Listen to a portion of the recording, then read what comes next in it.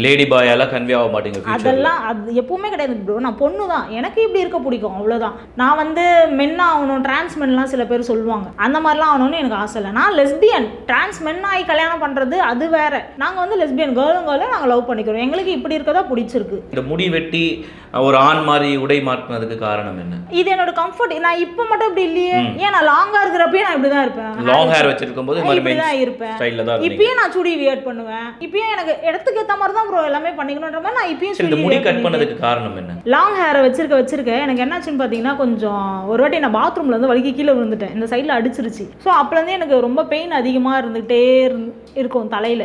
Hair cut பண்ண உடனே எனக்கு ஏதோ ஃப்ரீயாக இருக்க மாதிரி ஒரு ஃபீல் ஆச்சு. ரொம்ப வருஷமாக ஏதோ முடிவர் ஜடா எடுத்து வச்சு இருக்கிற மாதிரி ரொம்ப கஷ்டமாக இருந்துச்சு. அப்புறம் கொஞ்சம் லைக் ஃப்ரீ ஹேர் கொஞ்சமாக தான் ஃபஸ்ட்டு கட் பண்ணேன், பாப் ஹேர் மாதிரி. அப்புறம் செட் ஆகலை. அப்புறம் சரி இது கட் பண்ணலான்னொடனே எல்லாத்துக்கும் அப்போ இருந்ததோட இப்படி இருக்கிறது ரொம்ப பிடிச்சிருச்சு.